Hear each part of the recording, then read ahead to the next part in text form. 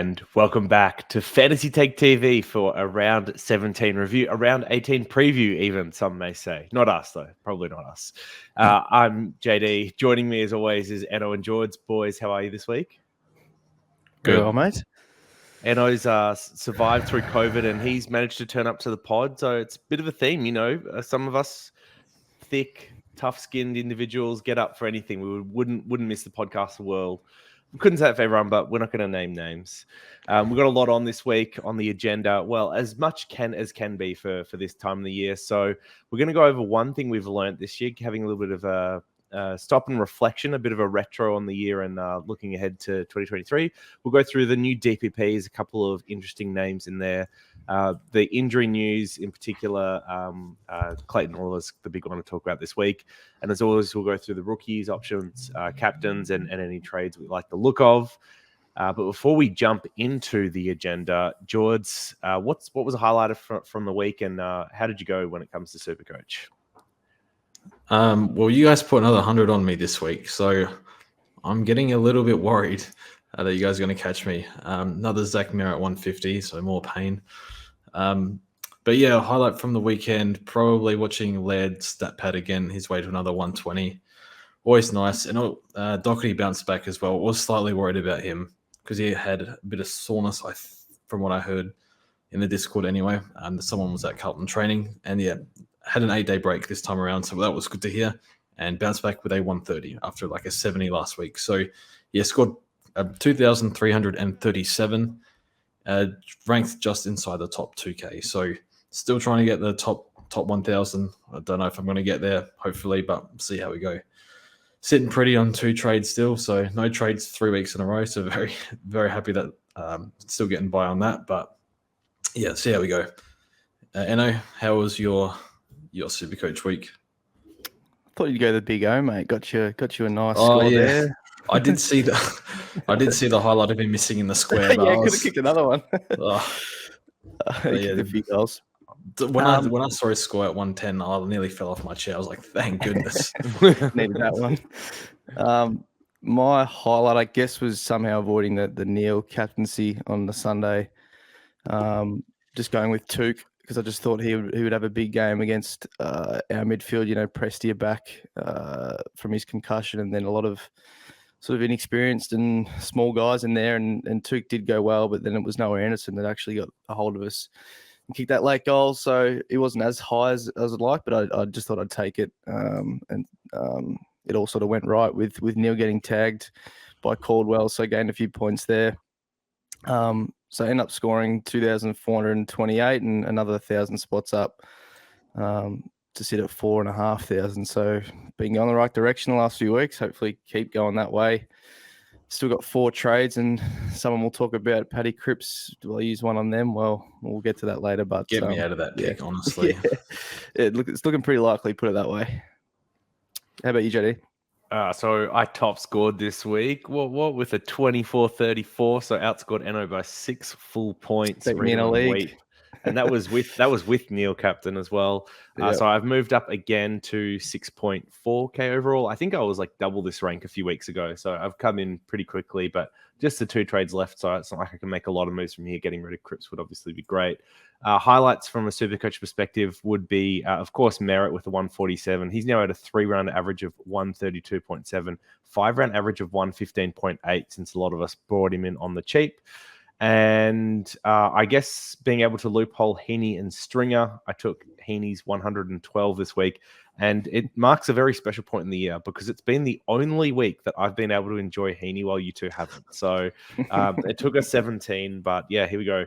It's very nice. I think, yeah, the negatives from the week would have to be the Neil captaincy, but then, of course, like the Oliver injury as well, which has got me a little bit worried. But let's jump into the week. And the first thing we're going to do is the retro that we promised. So we're going to each call out one thing that we learned this year that's going to be top of the mind for 2023. And there's no better person to start off with than our scholar himself, George. Puts more into learning the scriptures of Supercoach than anyone else. So what's your big insight or thing that you've taken out of 2022? The biggest thing I've taken out is that Manscaped is the best in the business for below the waist grooming. Get 20% off with the code FTTV. That is FTTV, 20% off. They're getting around us, so fantastic to have them on board. I think we're going to get another month to see how we go. But yeah, love their work. Lawnmower 4.0, the performance package, the whole lot. Get around it. Check out manscaped.com. So for Supercoach, what did I learn this year? Well, I think my problem, is applying things that I've learned, because you make the same mistakes. Is it David King or Jared Healy that bang on? Don't get beaten by what you know. Who knows? Yep. I think it's King. That sounds like a very David King thing to say. Yeah. Don't get beaten by what you know. So for me, it's holding trades early. Again, like I can't help myself. Every year, the first 2 weeks, it's this guy, making excuses for why players are scoring bad, and then you don't have all these players, like no Cripps, no English, no Sicily, all these players you don't have.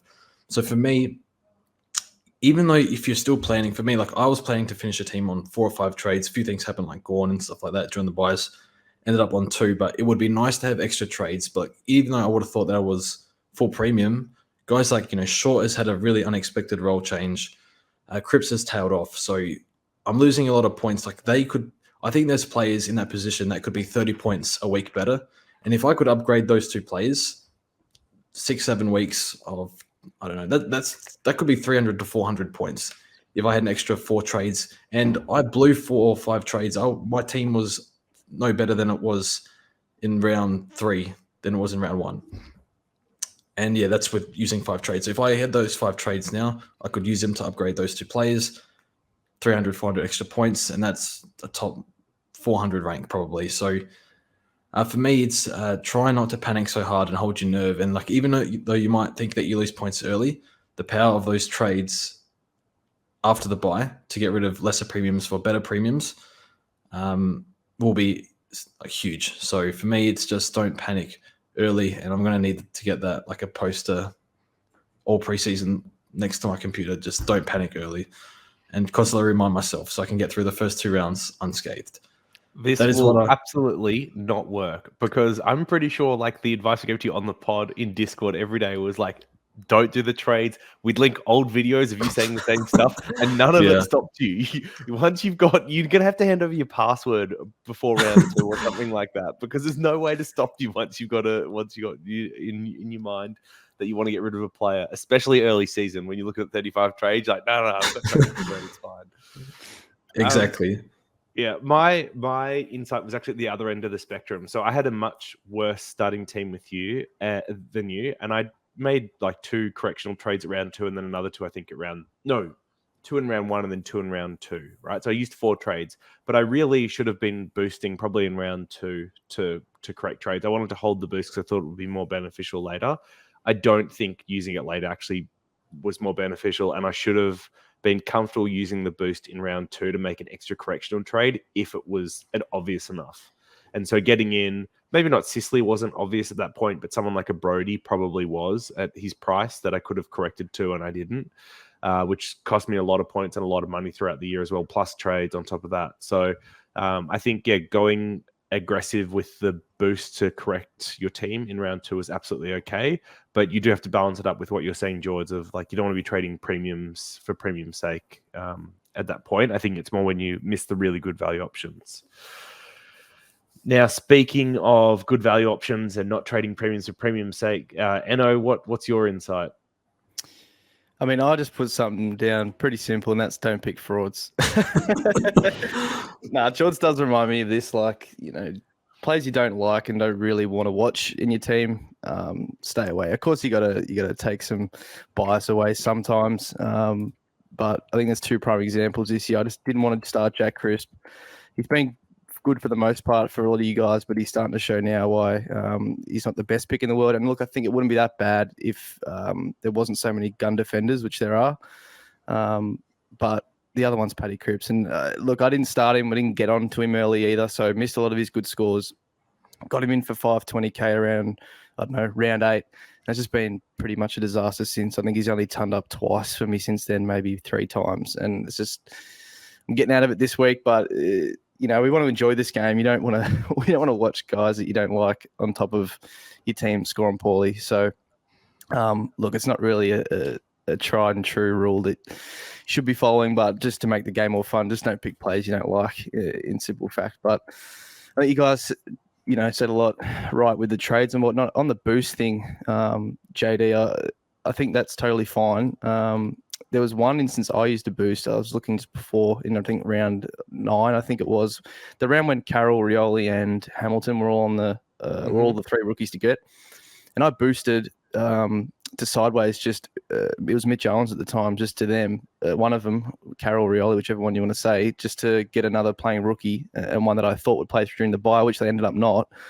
And that's an extra trade there that I could have used. And the boost, I think the boost would have been very important for me post-bye, because still upgrading, like the last 2 final upgrades, I just couldn't get the team finished because of an injury every week. So it would have been all right to have one more boost, sideways the injury, and then still complete the team, but it just getting pushed back. So, I mean, Owens went out, he went back in, and then he went, didn't play much anyway for me. So it was a couple of wasted trades there and a boost that I could have used for sure. So, yeah, I mean, on the boost, how do we think they've gone the first year? Do you think it's been a good addition, JD, or how do you think they've gone? I think so. I think it adds another level of like strategy and planning and optionality throughout the year. I think the difficult part, and this is why they gave us the extra trades, is that compared to fantasy, right, which I'm playing for the first time this year, you definitely do notice a difference in excitement levels between that format and this format at this point in the year, because we've used up all our trades. We've used boosts to accelerate that trading even further to get complete teams quicker. And now we ride it out a little bit to the end with not too many decisions outside of the occasional injury or whatever it may be, where fantasy still have like a lot of those extra trades. So I do think that the boosts have overall been good from the strategy element earlier in the year, but they probably need to think a little bit about like how you actually carry that through to the end of the year, so you don't get into this situation where it's 7-8 weeks out and most of the top 10 in the competition sitting on 3 or less trades. Yep. George? Yeah, to like keep engagement up at this time of the year, it's difficult, I think, because there's not a whole lot you can do, because staying true to Supercoach, it is a limited trade format. So I don't really know how they can make it more engaging. I guess the DPPs, but this, last year there was barely any DPPs in fantasy, I think mid-year, whereas this year it changed the entire forward line. So I guess every year is different. And, Sam Walsh was tracking for forward time, but I think Chera was out for a bit or something, and his CBAs were up. So maybe that's why he missed out. I'm not too sure. But yeah, the boosts I think are interesting. I like that they add another layer to the game.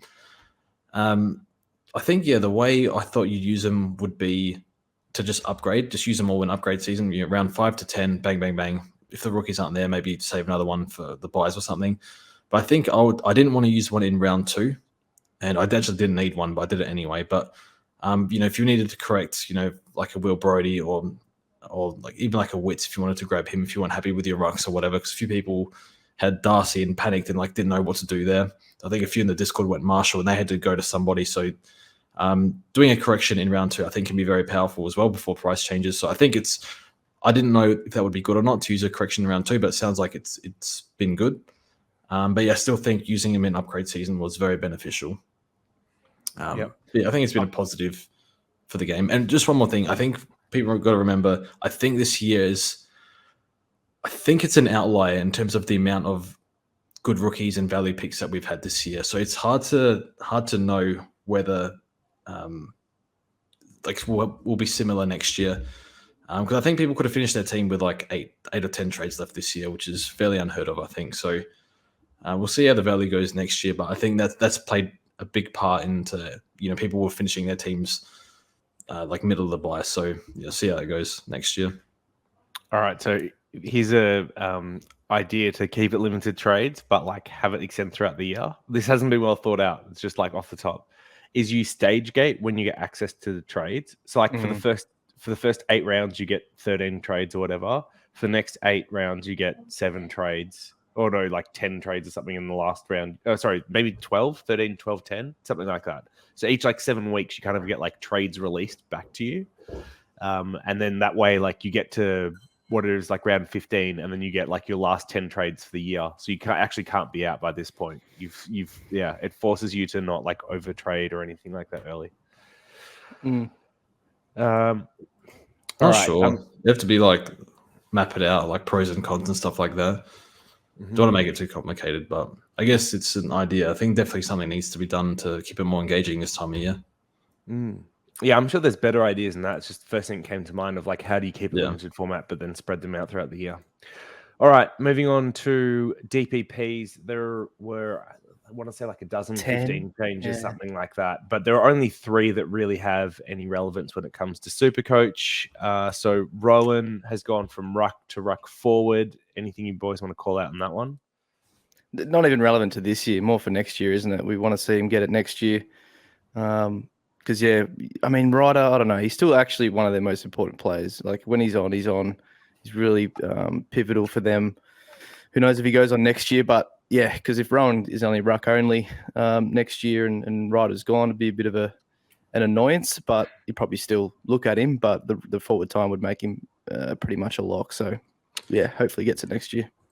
Just on Rowan, I think the hitouts last week was round 17, 14, round 16, 10, and round 15, 42, and then 12, and 11. So this is all over the place at the moment. I'm guessing Ryder was out 3 weeks ago or something. He's getting rested again against West Coast in, I want to say, 2 weeks. They've already said, like, we're booking him and he's not going west, Ryder, so Rowan will get a solo game then. So that might affect it, I guess, because he's only just got the forward time, so maybe that pushes it back the other way. So, yeah, fingers crossed he gets it next year. Yeah. Next up is probably the most relevant for this year, which is Harry Himmelberg, who's in 7% of teams. He's obviously benefited the most from Spike McVeigh's coaching outside of Canelio. So he is gone from forward only to defender forward eligible. Very handy for anyone that has a swing still open in the back line. You can move around if you want to. Or potentially, if you are looking to move on a defender this week, you could move him into your back line and then upgrade to a forward instead. Someone like a Bailey Smith who's returning from suspension, or English if you don't have them, something like that. This change has probably come a little bit late, but potentially handy for the 7% of coaches that do have him. Again, next year, I think, boys. Like, if Phil Davis out for the season now, probably doesn't go on next year. You'd think Himmelberg keeps this role into next year. Who knows? Who knows what the new coach does, or if Spike gets a job, what happens? But he definitely is someone to look at with defender status next year. I would say he's looked quite good in the role. Yeah, it's unfortunate because he's just going to bring his average up a little bit too high. I think he'll be probably in the 90s by the time we get to next year, which doesn't leave a lot of meat in the bone when it comes to value. Yeah, and then still a pick that could work though, right? As a primo, for sure. And then lastly is Brady Hoff from West Coast. So a rookie that some have. He has gone from mid only to defender mid, which might open up a loophole for some people, which is pretty handy. But I think he's only in something like 13% of teams. And you have to wonder how many people that have him actually are still playing versus just held him like you. Yeah. Anyway. Be good cover if you had him. Yes. Handy cover if you have him. All right. George, I think you've called out a couple of role changes you wanted to cover off this week. I just noticed 2. There might be more, but Adam Stroll played halfback. Thought he played okay there. Probably there for Caleb Daniel. So just one to keep an eye out for. I think he tonned roughly. So don't think there are better forwards to trade in, but if you still have him, like, it's completely fine. And then Dylan Moore scored. He had 65% CBAs. In previous weeks, there were sub 20. He scored a 135 playing midfield against the Crows. 490k forward only. It's not even mid. So I don't know. I feel like when I look at some players, they score relatively well at a position, like in the 80s or 90s somewhere, which Moore has done from half forward. I was looking at his draft profile, and he was high endurance contested ball winner, 25 disposals to league in NAB league. So to put that into perspective, I think Hobbs was 24 disposals. I think Ward was like 30. Dacos a bit more than that. Saligo and Connor McDonald were 30. So pretty high disposal count for NAB league, but probably one for next year. But 490k, it could be a sneaky pod, but there's only 1 week of data, and it was against the Crows. So interesting one. maybe they want to keep him there. I think he played well enough for them to keep playing him in the midfield. So Dylan Moore, it could be an interesting one back in the next few weeks. Well, they've got West Coast North Saints next 3, so potentially some good scores in there. Interesting. Oh, okay. I'm looking for a DC replacement at some point. And then it's Gold Coast, Richmond, Dogs to finish out the year. Richmond give out points to mids if that's where he's playing. Gold Coast hasn't been impossible to score on. Dogs is probably the tricky one if they're up and firing. Unless he plays forward. Maybe they keep him there. I think they're. He's being really good forward though, right? Like that's where he revived his career. It's hard to know. Sam Mitchell, he loves throwing it around. Bruce, how long's he got left? Is he like the next one to slot in there? I don't know. Probably go again. He's been good, but yeah, I don't know. I'd be nervous if he stays in that midfield role. Just quickly, while we talk on Treloar and his move to halfback, it's probably worthwhile quickly talking about what happened with that game with Bailey Dale, who got tagged by Clark. This is the second time we've seen Clark tag in 3 weeks. The first time was against Sinclair, and he did a good job on him.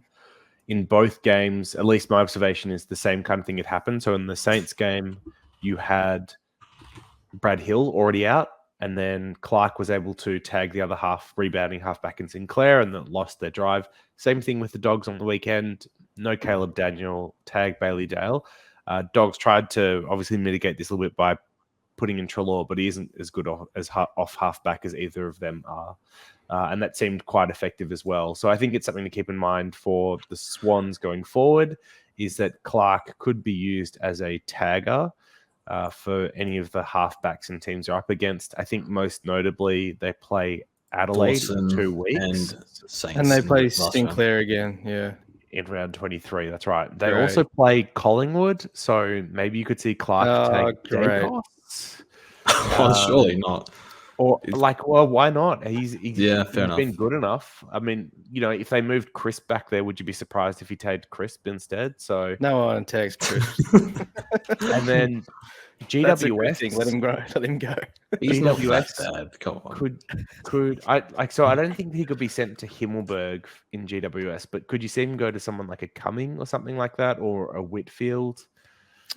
I think they saved it for the really dangerous ones like Sinclair and Dale, who just do so much for their teams. I mean, it's weird. He was a late in. He wasn't even selected for the Dogs game. He was a late in and then sent straight to him. So, horse doing horse things lately. Anyway, one to keep top of mind. It is interesting to see how they've deployed him. And yeah, you do worry because anytime you see a successful tag on a couple of your players like this, you do start to worry that they'll get tagged in the future. So Dawson was a little bit susceptible this week. Makes me pretty worried for 2 weeks' time. Well, Hawks got, because, Fid McGuinness, he shut down him. He shut down Eddie Langdon earlier in the year. Yes, it's a good question. They got West Kilda in 3 weeks as well. Oh no, Sinclair could be for a rough couple of months. I need every point I can get, mate. Every point. They also have the Dogs in round 23 as well. Oh so boy, interesting. Okay, cool. All right, moving on then. So injuries. The big topic this week is definitely around Clayton Oliver, who fractured his thumb after an errant kick from, I can't remember which Geelong player it was. Tried to smother Selwood, I think. Selwood. Yeah. It's funny how Selwood's at the center of a lot of these things, either happening to him or happening to someone else. But so they had a 9-day break going from Thursday to Sunday, and this type of fractured thumb with surgery, I assume they're just putting a plate or something like that in. We've seen players return from it in just missing just 1 week in the past, so there is actually a chance that he gets up and is ready to play this game. He is a test, is the news we've seen today. But it's probably worthwhile talking about what happens in each scenario. So if he plays, we're all keeping him. I don't think we'd trade him. Probably not too worried. He could drop a poorer game just coming off it, returning quickly, but it's still Clayton. I don't think you want to trade him out. If he misses for a week, in what scenario would you be willing to trade him out? If your copying is 0, would you trade him? I think that's hard because we've still got a lot of weeks left. So to go from 2 to 1 seems... Yeah, The trade number would depends how have to many you got. be 5, I'd say, 5 plus to consider it. And you'd probably have to see what the wording is. You know, is it going to be 1? Is it going to be 2? Like if you're in your situation, where you've got 4 and you're missing like a steal or a lead or something like that, and you could trade Oliver to them, and you have no cover, I'd be happy doing that. I'd go from 4 to 3 to do that. I guess Just miss a donut. You could do something like, for people in this position, you could go Oliver down to steal.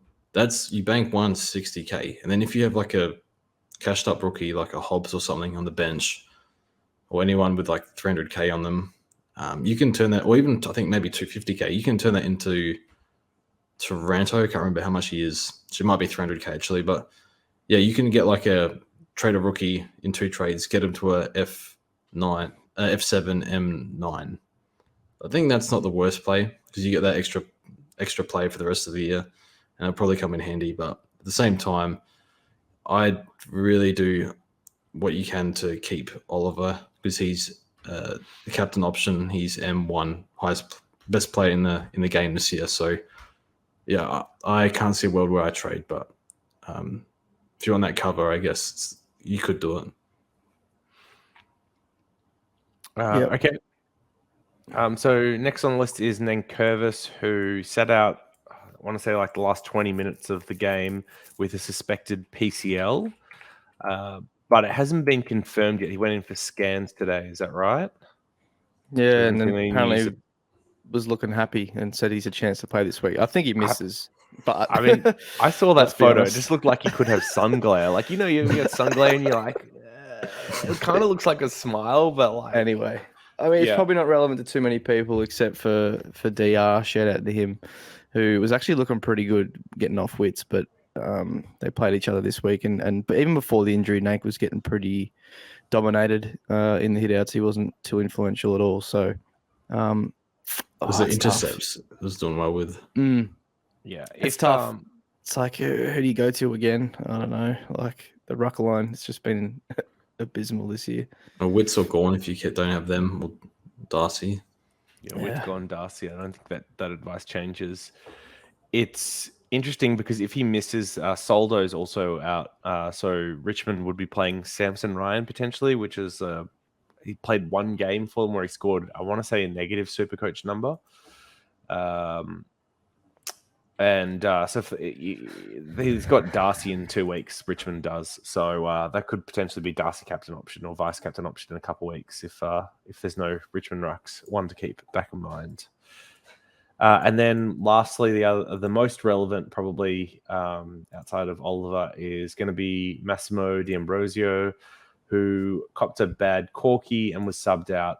They tried to get him up and running again on the field, but wasn't able to run at the game and got subbed.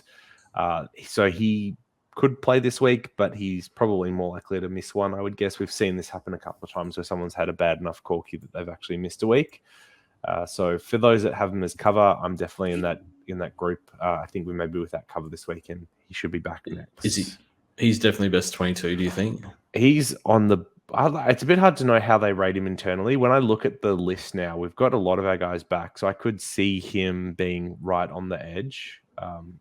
There's other guys like Guelphy that could be dropped, but he seems to be one that's really liked by the coaches as well. So it's just a bit hard to know who's out of favor with them. The big name that's probably still got to come back is Redman, who definitely comes back and is also in a similar spot on the field. So I think that is a little bit tricky. Like, are they going to bring back 2 defenders in 1 week? Kelly needs to go, and then it's like, one other. All right. I think maybe we should let Anno speak on this next topic because it definitely comes back to his don't pick frauds themes. All it reads on the run sheet is Cripps gone. Gone? Yeah, well, it's... Why don't we just bring it up for those watching on YouTube and see what they would do. So what the situation would have to be, like you guys 2 trades. You're not trading Cripps with 2 trades, are you, at this point in the season? No. 3? 3 weeks to go. He's gone, and I'm on 3. I'll take the risk. If I had 3 trades this week and I could do Steele to Cripps in 1 trade, I'd probably do it. Yep. Sorry, Cripps to Steele. Yeah, yep. So you'd have to have 3 in your opinion. George, would you have to have 3? Yeah. Yeah. You get it done in 2. I mean, he's not a premium. Simple No. as that. No. So I'm never going to be full premium this year. Great. This Well, this isn't loading for me, so I guess we'll try and get that to load in a sec. Oh, But this Crips, isn't Enno's personal team planner. yeah, I was Shame. just trying to show what my situation is. I mean, it's different for everyone, so it's hard to know. But I do have 70k in the bank. All right, here we go. And look, it was something I was going to do last week. Obviously you don't want to waste trades without needing to. Like Chris did have West Coast. Do I get rid of him in the week he has West Coast? I was probably leaning towards no, so I gave him benefit of the doubt. Gave him this game to see how he went. And for 3 quarters, I was pretty much convinced that he was gone from my team. Look, he saved his score, which has helped me in this week. So I do thank you for that, Paddy, because I am still able to afford a good replacement. He didn't drop too many dollars, but 4 trades. Thing with my team is I do have the likes of Dacos and Darcy Cameron still, who might warrant a trade on them at some point as well. So I think DC is a bigger one. I'm not, we did this on Monday. We don't know what the Grundy update is, but apparently it was close to full training pretty soon. So you would imagine he's not too far away now. And there's still 7 or 6 weeks to go, 7 weeks to go. So you would assume a trade needs to be done on him. His break even's like 120, so he's going to start maybe going downwards as well.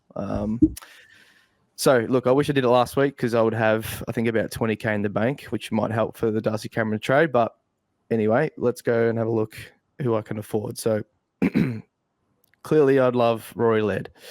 That's not going to happen. He's 670k, so he's one that you guys are going to love for the run home and probably already have been. And someone that, honestly, I said him and Mills last year, even though they're defenders going into the midfield for Supercoach, that they'd be options, and they've both been pretty bloody good. But Mills is one I can afford. What do we think on Mills? I know JD's been keeping a keen eye because of the fantasy side, and he doesn't have him, but he's just getting moved around now. I think we looked, 55 CBAs in the weekend. He's starting on the wing, playing a bit of back still. I'm still thinking he's injured, personally. I don't know any boys got an opinion on that, but I don't really think I want to go there. I have no idea. I think he's fine. I mean, I died on the hill that he had Achilles issues, had limited preseason, and he's a bit inconsistent. And I haven't seen him for a while get. I don't know if he was getting jabbed up or taped up with that ankle for a while. I think he's still fine, but I don't know. He's a bit up and down. Like last week, he scored 80, but that was like the most generous 80 of all time. He had like sub 15 disposals. I don't know. I don't really have a big issue with Mills. I just chose not to go there because of limited preseason, but I think he's not the worst option. Got a high ceiling. He can drop 200, so you play for ceiling. He's not the worst option. But yeah, the role as well, it's a bit weird. I don't know. I think that's just John Longmire being John Longmire. He just loves throwing plays around. Like as soon as they start losing, it's Mills back straight away. JD, what are your thoughts on Mills? Yeah, it's a really tough one because he had a very, very good score this week, but it was on the back of 16 tackles, which I think is like a top 20 tackle number over the last 10 years, which isn't really sustainable. Still started a lot from the wing, which I didn't like. And I think he still had pretty low disposal game. Makes me think that his role, or at least his form, is much worse than earlier in the year. Could turn it around, and the Swans fixture is really nice. If you pull it up, I think they've got a lot of winnable games still to come. And I think they've still got North, I want to say. Yep. So Adelaide, Crows, GWS, North is a pretty nice run of 3 games. Collingwood's easy enough to score on, and Saints are easy enough to score on. So really, once they get past Freo this week, that's a pretty nice looking fixture. So it makes me think maybe if he does have a slightly worse role, he's a little bit out of form. Maybe it's still going to be okay just because of that. Yep. I guess what I'll say is, or will say, if you're looking at trading Crips and you had unlimited money you just pretty much get anyone here you don't have. Like Laird would be nice, of course, for my team. For whatever reason, you didn't have Took or you didn't have, I think, Walsh. I guess we have to talk DBA's about Walsh dropped. as well. Yeah, what happened on the weekend? What happened yesterday, Jaws? Jero went from 0 to 50. Okay. I didn't actually watch, just looked at the numbers, so I can't really speak. I watched the last quarter. It was like bucketing, I think. Yeah. Yeah, I don't know. He should still be fine. Contested numbers were really good last week, but CBA's were up last week. But I think he just carries on to do 115, 110, 115, somewhere in that range. Yep. He's safe, durable, so I don't mind him. So let's assume people have everyone above and they had money for that next guy like me. Obviously, I'm out of reach of Walsh. Mills, Brayshaw, and Walsh. How we order them, and who would you suggest for me to go? Can I throw in like two kind of left field options? Yep. So one would be Ben Keys, who I think outside of there's one game about 4 weeks ago scored a 60, but outside of that, everything else has been really good. Their fixture or run home isn't too bad. So you had the 68 against Gold Coast, but everything else has been money. Really, like you look from round 6 to now, there's only 2 sub 100s in there. Only 2 sub 100s for the year. So that seems pretty good consistency. Run home isn't too bad. I think one you could look at. And then there's a very left field option. All right. So please don't recoil in horror when I say his name. It's not one we've talked about in a long time. It is Luke Davies-Uniacke, who on 5-round average is second only to Stephen Coggs with a 121.6, better than Himmelberg, English, Stewart, Merritt even. And the run home for North is actually very winnable. I shouldn't say winnable, scoreable. Nothing's winnable for North, but scoreable. Richmond gives up points to mids. Hawks give up points to mids. Essendon, they're slightly better, but can still give up points to mids, and that's probably a winnable game for North as well. Swans is probably the toughest one left. Adelaide gives up points to mid. Gold Coast isn't too bad to score on either. So I don't know. There's like a little bit of a mini breakout, less than 1% owned. Some people ask for pod. So anyway, that's super left field one you could look at as well. That is a real pod. And then there's He's always played Jelly so sitting well there. in the week. He faded out in the fourth quarter, but before that, he was on for 200. He was playing unreal. I think, he The clearance had, after, yeah. 8 centre bounce clearances himself or something stupid. So, yeah, he was dominating. The crazy thing is, if you could rely on North to improve next year, he would be probably the number one breakout contender in the midfield for selection next year, just because he's priced quite low after a pretty average stuff. 100. Yeah. Anyway. I mean, we talk about all these guys. It probably brings me to the guy that I think I'll settle on anyway, and that's Andy Brayshaw, who's just been going from strength to strength this year, keeps on improving pretty much every week, to be honest. And he's doing everything you could ask, defensive efforts, kicking goals. So he's probably the one I'm going to settle on. It's just a pain that it only leaves me $100 in the bank now. Whereas, as I said last week, it would have been 20K. So would he be the number one? Jaws, would you have Mills ahead of him? Would you have, let's throw Walsh in there, even though I can't afford him. Would you have him ahead of him? Who let's just go with those three, assuming not everyone owns them. And how would you list them? Don't know. So Walsh, Mills, Brayshaw. I'd be happy with either of them. I don't know. Mills' durability does worry me slightly, but I've said that all year. It hasn't mattered at all. Probably Walsh over Brayshaw still. I think Brayshaw's still good. He's in unreal form though, but he has to play a lot better than he actually scores. I think a 132. That's for what he did. Yeah. It seems unders. Yeah. He's been like that all year, and the fantasy scores, he's number one in fantasy. So, I mean, I think I'd be happy with Brayshaw over Mills, but I don't think you can go too wrong with any. I feel very comfortable. You're getting a win over Cripps, put it that way. Yep. So I think 4+ trades you'd have to want to do that. And as you said, pick the players you want to pick. You love Andy, pick him. Oh, I like Mills too. I don't really have a preference there. I'm a bit scared about Mills. I don't know. I just don't think he's 100%. Brayshaw's in much better form. Like eye test wise, I have Brayshaw ahead of Mills. That at too, the moment. and I like Freo. They're going pretty well. Yep. And you already want to be cheering And Darcy, right? Yeah, that's a good you want combo. to cheer Haven't had Brody, so need someone. Okay, so I guess the only thing on Brayshaw is, and this isn't to dissuade you, it's just more something came to mind. We haven't seen him get tagged really this year, but we had seen him run with him in the past. Like, it's weird that hasn't happened yet. They do have the Swans this week, by the way, but Clark hasn't really been used in the midfield. No. Yeah, it is true. He did struggle with it last year. If Can't believe Clark's that. I named, brought him in last year in round 2 and he got tagged twice. double I tag. still can't believe that. If Clark's named on field, are you still trading in Brayshaw? Oh, geez, it would worry me, yeah, because he can play midfield. He has in the past. Just because he's tagged halfbacks doesn't mean he can't tag mids, because he's definitely been a midfielder in the past. I'm pretty sure that's what he plays in the VFL too, is in the mids. So, yeah, I guess it's something to think about. But, geez, that'd be annoying. But yeah, Mills, for whatever reason, just does worry me with Roll, and I just still think he's injured, but that's obviously guessing. All right, and we should quickly touch on people who want to trade Cripps and don't have pretty much next to no money in the bank. Does it even look like a viable thing to do, looking at these options? We're looking at Travis Boak, Brad Crouch, Tom Green's 480k. He's really fallen off. I can see Noah Anderson down here. He has a 3-rounder 125, a 5-rounder 110. He's been pretty good recently, but he's always been like that. He's been like hot patches and down patches.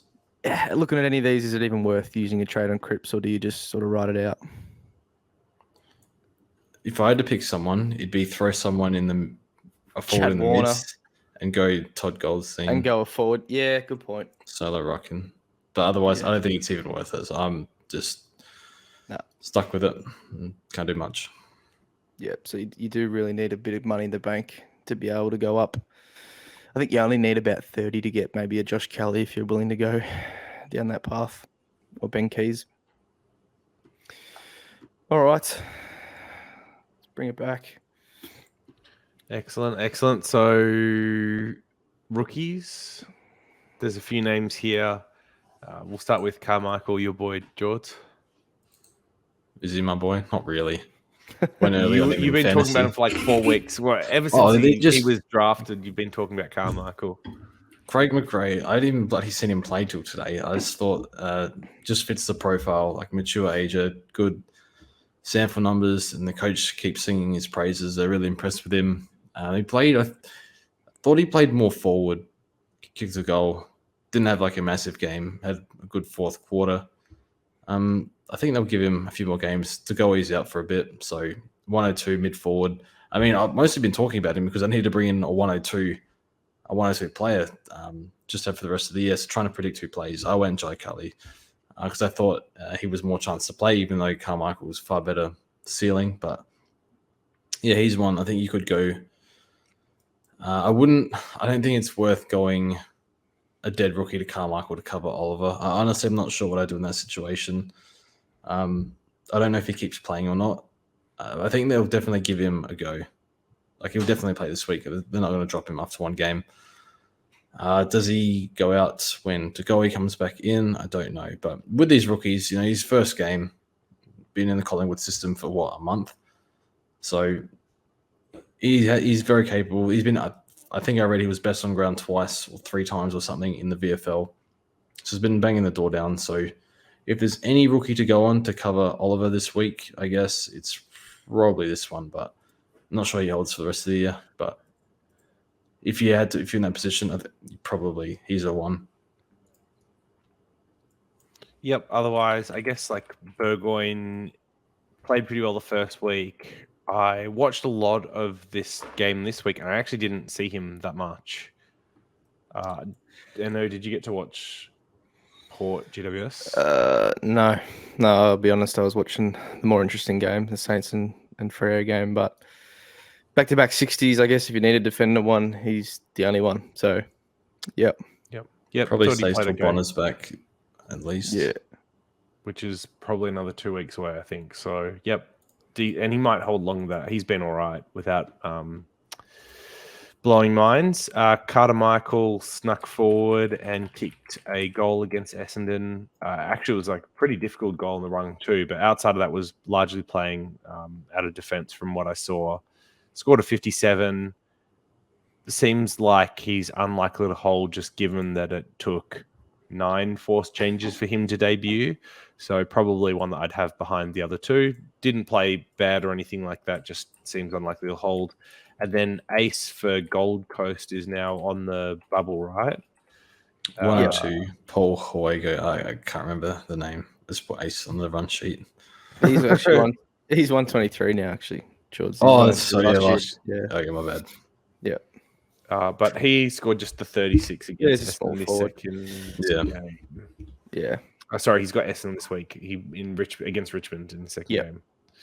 And maybe ranking out, maybe comes back in for. I don't know. They're hard to drop players in that team. They're playing pretty well, but he might be the one. It's really interesting. Like I felt like he had a bunch of almost moments in that game, but didn't really put it all together. And you'd have to think that if, Rankin, Jeffrey were available, he probably wouldn't be getting a game at the moment. No. All right, and then let's wrap it up with some captain, vice captain talk. So, boys, have you had a quick look? Is there anyone that stood out to you so far? Guess you boys, lead owners, looking very family at that Collingwood matchup. Yes, as you said, pies are pretty easy to score on. Like LDU went nuts. Even Greenwood was pretty good, right? Simpkin was okay. Yep. So, I think Laird as the vice captain or captain this week is the most obvious starting position for me. I actually struggle to see of our premiums those that actually have better matchups really anywhere across the board. Even ones that don't have like Mills and Brayshaw, they're playing each other, which isn't appealing. I think, just sorry to interrupt, VC Neil against GWS. Pretty sure he went ballistic on them last time. Neil and Laird play at the same time. Yeah. Maybe if you don't have Laird. Right. Yeah, honestly, wouldn't be surprised if Laird will bounce. Not Laird. Neil will bounce back for sure. Yeah. That's sort of where I'm looking at because I don't obviously have Laird, so I think that's where I'm going at this stage. And I guess the captaincy is a hard one. Who you throwing it on? Who you trusting at the So I've got back into the round.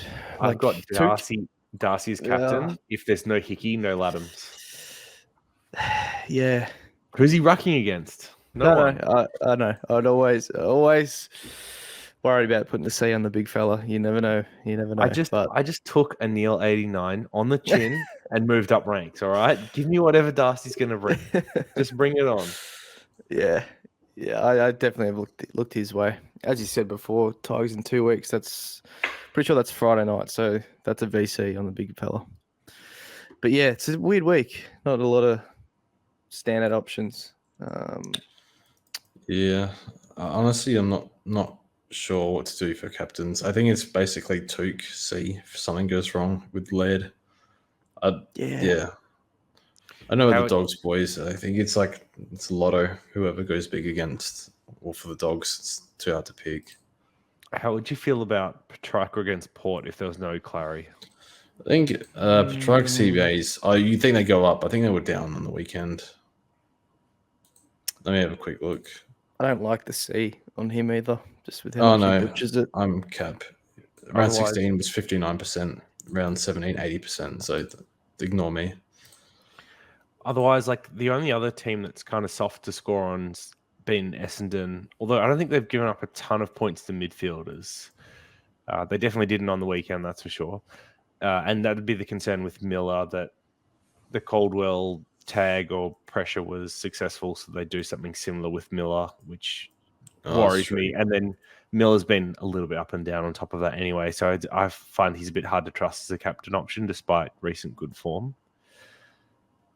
Wits against Draper is somewhat interesting. Is Draper bad, or I'm taking much notice of him this year? It's not that Draper doesn't score particularly well, and he's not the best tap ruckman.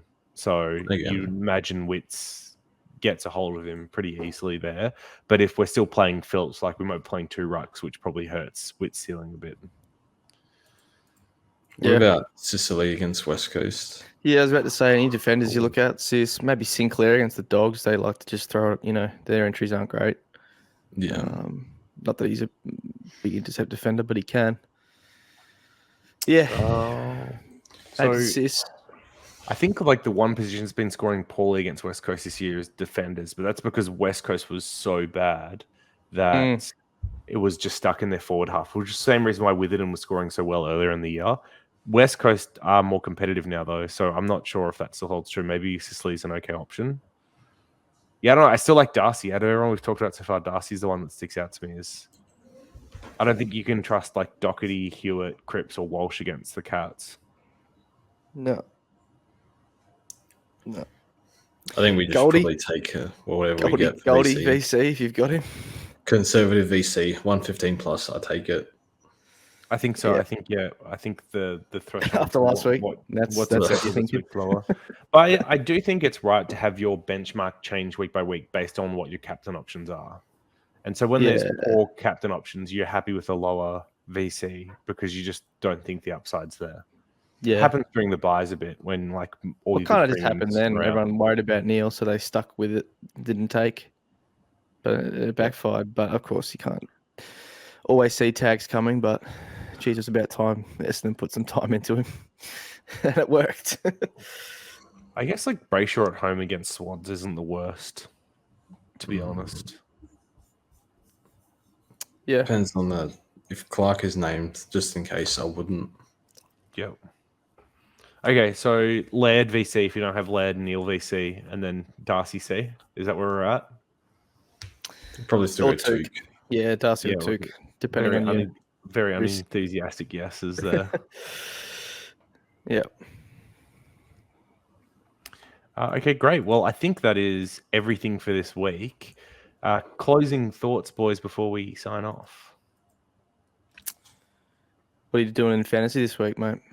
What's your trades? It depends. It's going to largely depend on whether 30 spots. Yeah, I slipped 30 spots. I had Whitfield 40 points, and then Neil C was much worse in that format than it is in Supercoach. So probably two bad mistakes. I didn't have like Mills, who scored really high. Neil this C. week. I didn't know that. Who was VC? Clary, who was 199. It was It took 4 points off him. Yeah, they did after lockout on Monday. What if? Yeah, jeez. Didn't happen in Supercoach, so whatever. Yeah, I should have been talked into going Laird, but anyway. It depends on whether Oliver's out. But if Oliver's out, something like Oliver to Mills, even though I don't love the Mills pick, I'm still evaluating that. And Whitfield to Bailey Smith through Harry Himmelberg DPP. DPPs, yep. Not bad. Nice. Yep. Not looking for. I don't know who the Crom are playing. Oh, they're playing Collingwood. I'm sick of watching them. I had enough. Pick three. Played seven midfielders this week and just rotated them all. Just nothing happened. Yeah. Yeah. Any week where Dawson gets locked down is just strips most of the enjoyment out of the game. Yeah, McGuinness so annoying to watch. He's so disciplined with his tag. Genuinely, he wasn't. I don't think he even looked at the Sharon. I don't know. He's like that guy went out there to play 2 hours of footy and not look at the footy. He did not care where it was, what was happening. He's like, Jordan Dawson, I love you, mate. Come here. It's just like, if Sam Mitchell tells me to be able to do a tagger like that, because dude, that's not going to be so boring. But it worked. It did work. If Sam Mitchell tells me to do a job, I'm probably shit scared of him. I'm going out there and doing the job. Oh yeah, I mean, he gets a game for it. So So just by the way, Melbourne D's did put out an injury report today. It's been out for like 5 hours, but it says in here that he's every chance to line up. He had the surgery on Saturday. So they're giving him every chance, but I think just that'll end with him not. I mean, do you bother going to Alice Springs to play Port? Probably not. The Melbourne's form hasn't been great. Oh no, that's the thing. Like if Geelong, but playing for Brownlow, he wants to play. Oh, he would for sure. But I think if they'd been smashing games, then you give him extra week. But every club's the same, but they seem to be more precautious. now, or cautious, whatever you want to say. Like the Tigers are, Lynch felt a little something in his hamstring straight off. You're not playing, mate. Same with Dusty. They've been really cautious with players now, but I guess a fractured thumb's a bit different. Yeah, because like, it's pretty What's the hard threshold? Is it just Yeah. pain threshold for him? Is that all it is, or is it actually danger? Can you wear a glove and be fine? Who knows? What do we think about Gorn, by the way? We're going to see him improve? Looked a bit sluggish. Max Gorn, bro. He'll be back. Yeah. Bit rusty, but he'll be It's fine. like his favourite team. Because that was like the one ruck. It's the one ruck option we didn't really talk about, but he's the most expensive. Took 0 marks, dropped a few. The same old with Gorn. Every time he goes for a mark, there's 4 blokes trying to punch the ball and break his fingers. Yeah. So he'll be right. I'd get him. With Lysette. Is he playing Lysette? That's the thing, I guess. Got to wait and see. I don't know yet. Wait and see. Because he could go nunners. Yeah. Boys, I think there's much more to talk about. There is not. So thank you, everyone, for joining us. We managed to find 56 minutes of content, 55 minutes of content, something like that. Oh, sub-hour. Wowee. Go us. So very well done. We definitely failed our KPI of trying to get this done in, I think, 40 or less. Good thing we're not Domino's delivery drivers. But thank you for joining us, and we will see you all next week as always.